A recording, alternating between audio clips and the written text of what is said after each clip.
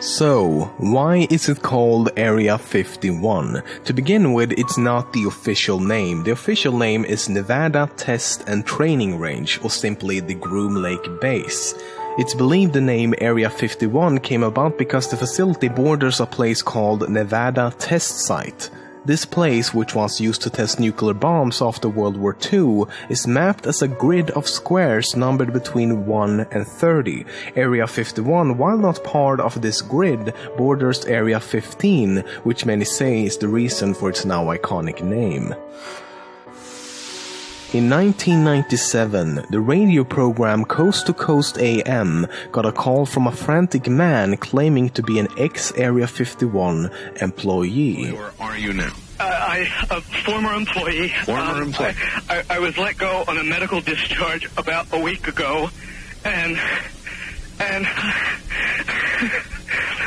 I've kind of been running across the country. Oh man, I don't know where to start. I started getting... After a while, the radio station suddenly lost the connection. In some way, something knocked us off the air, and we're on a backup system now. It's the government, or... I don't know. It has to be something, though.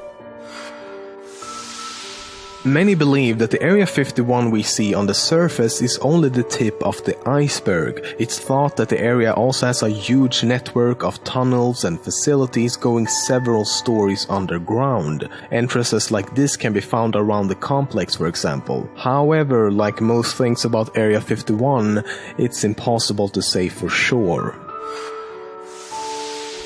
One of the most controversial and famous stories surrounding Area 51 is that of Bob Lazar.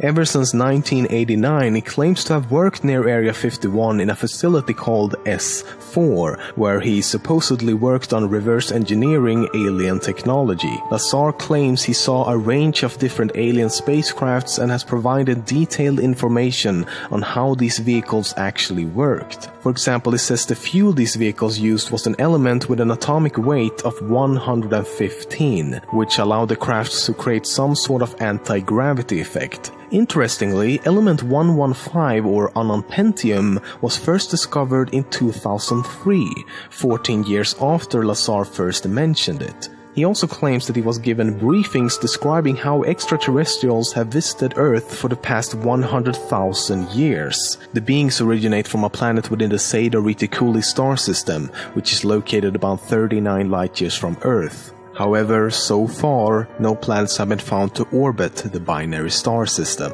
But he's been largely discredited for several other reasons as well.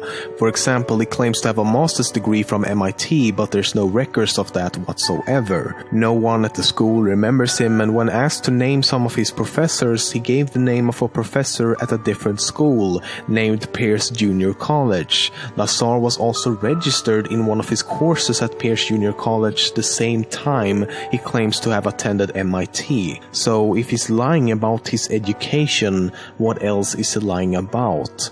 However, Lazar still stands by his claims 25 years later, but also adds that he doesn't want anything to do with UFOs anymore and has left it all in the past.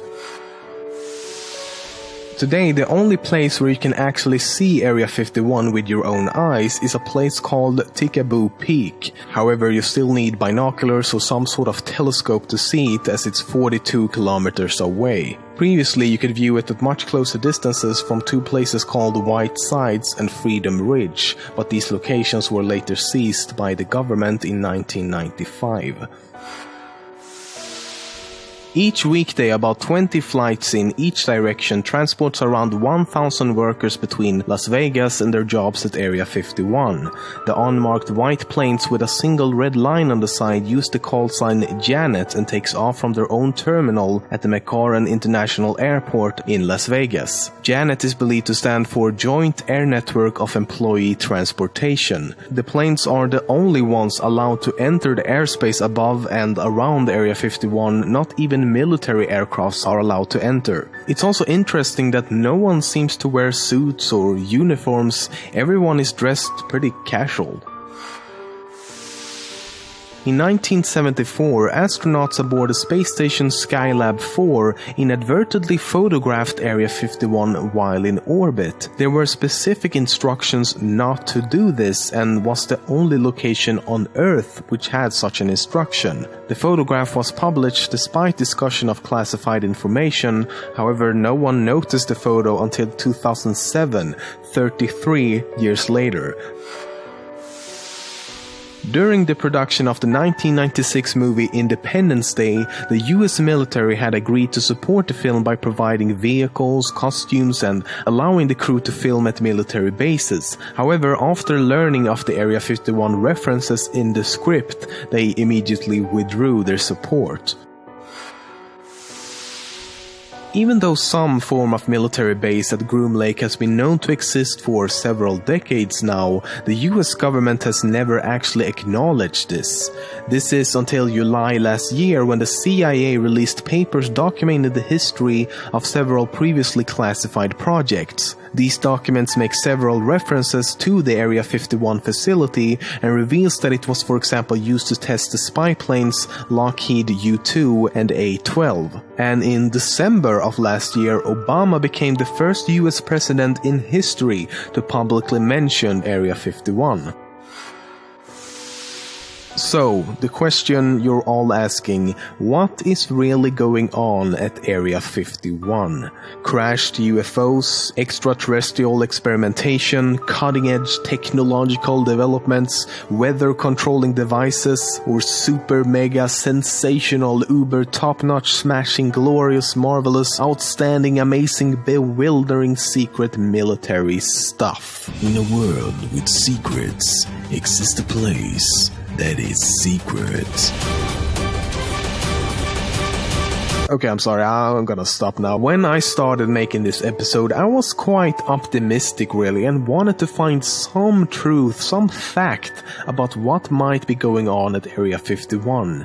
And what I found in all the stories I've read is that when a secret creates an information vacuum, wild speculation often fills the void. Basically, it can be boiled down to this: the government won't reveal what's going on there, so it must be something ultra super amazingly secret. The thing is, if we look at historical evidence and not the word of any single person, Area 51 is a military base used for the development and testing of experimental aircrafts and weapon systems. After all, that's why the base was created in the first place. They needed a suitable testing site for the spy plane U-2. I mean, come on, you don't test a spy plane, which is all about being secret, out in the open, especially during the time of the Cold War. No, you find a remote, hard-to-access location, preferably with big-ass mountains all around, and a big flat surface where all your secret, never-before-tested experimental little planes can just chill out and be tested safely all day long without anyone knowing or harming anyone in the process. Or maybe, just maybe, that's what they want you to think, right? Giorgio, what's your thoughts on this? We were visited by ETs.